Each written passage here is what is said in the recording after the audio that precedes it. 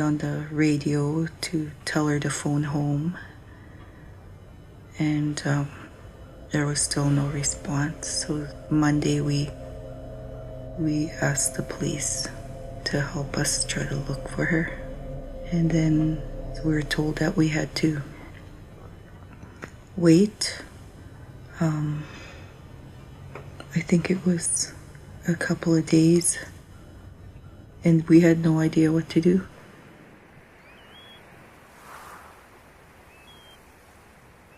Ramona's body was discovered 10 months later in dense forest just off Highway 16.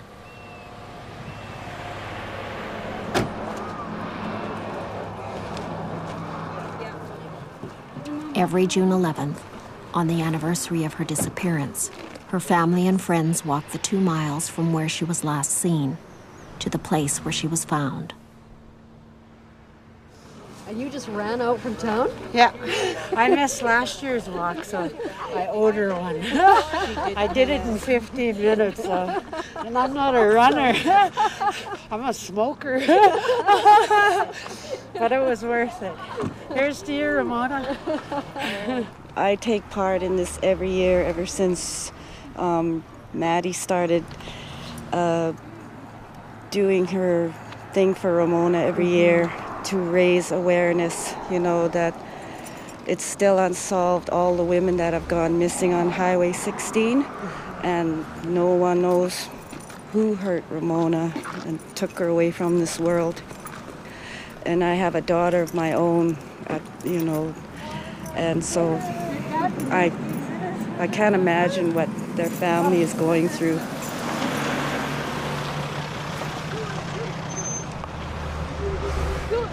My name is Constable Eric Corona, and I felt it important to be here for the family and the friends of the family. I just told them that we are still supporting them. Being Aboriginal myself, that to show that Aboriginal people, coming together with the RCMP to work towards stopping this type of thing from happening again. So take your time, you don't need to run like Lorna. But we really appreciate you all coming out here today. And we'll start going 2 by 2. And the mosquito spray, we have mosquito spray here too.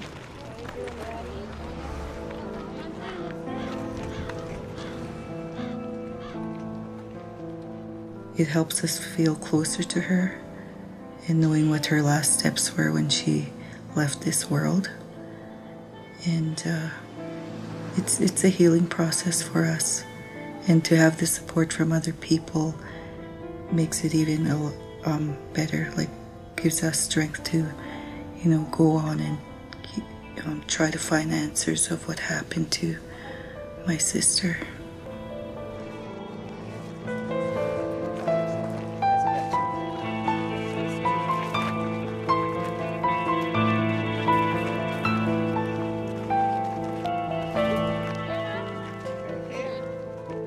We're showing people that we are not afraid. We will never be afraid. That we are here, we'll always be here. If it's not me, it will be my children. And if it's not my children, it will be my grandchildren. And if it's not my grandchildren, it will be my great-grandchildren. So I'm fighting for the loved ones. I'm fighting for the unsolved murders. I'm fighting for everything that I have. I never back down. I will always be here. This face will always be here. Every June 11th, they will see me on Yellich Road, because I will let them know that we shall never forget the loved ones that were murdered along Highway 16. On the highway of tears.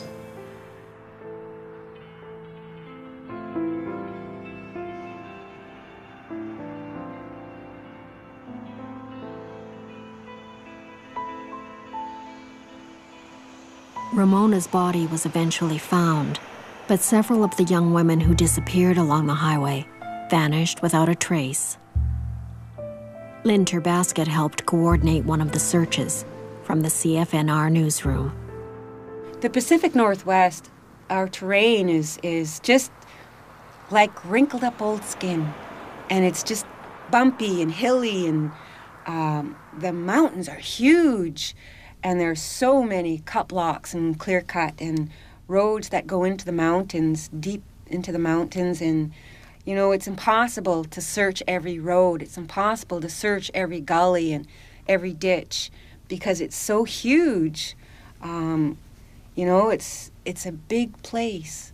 And so that's how our search ended. It snowed and we couldn't look anymore. But the effort put into that was tremendous.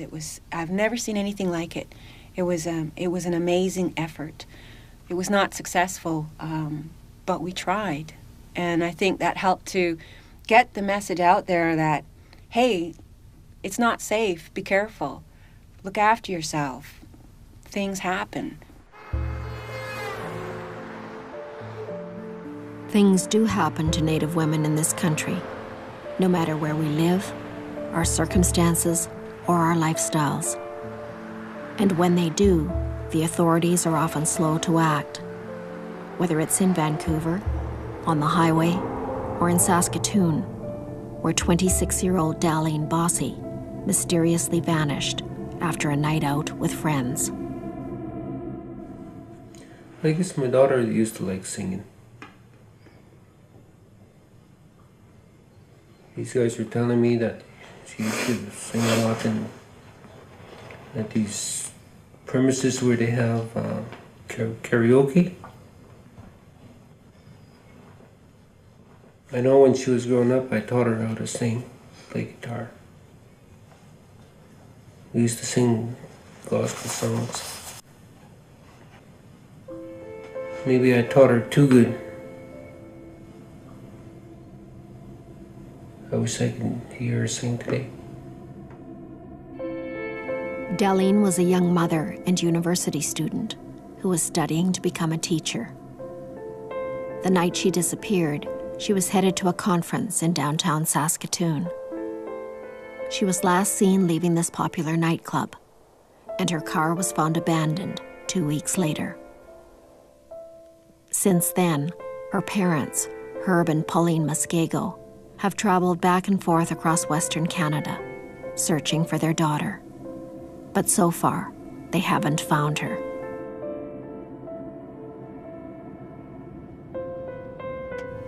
And the police, I still believe today that if they would have taken this situation more serious, we would have found her today. Well, we're here today to search for anything of evidentiary value that might assist us in the investigation of missing person Darlene Bossy. And we have approximately 70 volunteers out here today searching through this area in the hopes of recovering some evidence that will be of assistance to us. When Darlene first went missing, her file was classified as a missing person file, and it stayed like that until Christmas time, from May until Christmas. No, May until January, this past January. They bumped it to a criminal investigation after January because they curbside until after Christmas, because that's when they say that people that go missing, that's when they tend to phone home, is during special occasions, holidays and birthdays, things like that. And when she never phoned home, that's when the police moved it to a criminal investigation. A year is a long, long time, and we're wondering why it took so long for the search to be expanded to this extent when Darlene has been gone so long.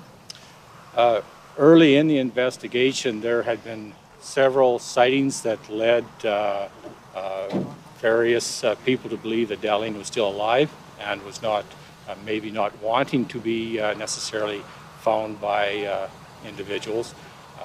As the investigation went on, these sightings continued, but they became we couldn't substantiate the sightings, which led us to believe, and without her contacting anybody, that it may be more serious than just a person who doesn't want to be contacted by family, police, or whoever. I think it's become more of a priority to the police now, and we're thankful for that. But I just wish that we would have had more help from them to begin with. But I don't want to say anything that's going to jeopardize the search that's going on right now. We don't want to, make anyone look bad. We just want to find our daughter.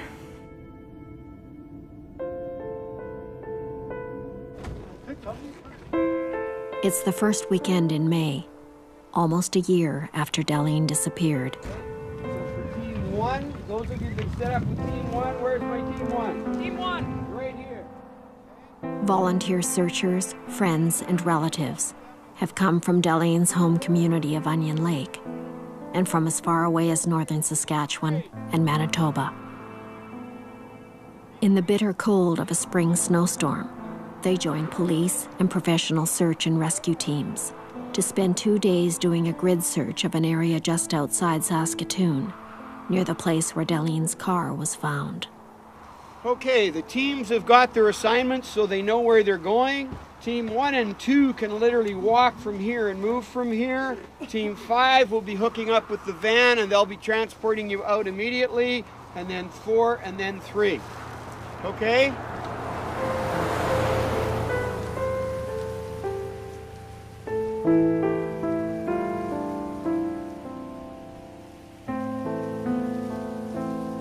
My hope comes from my belief in God, and my hope comes in prayers.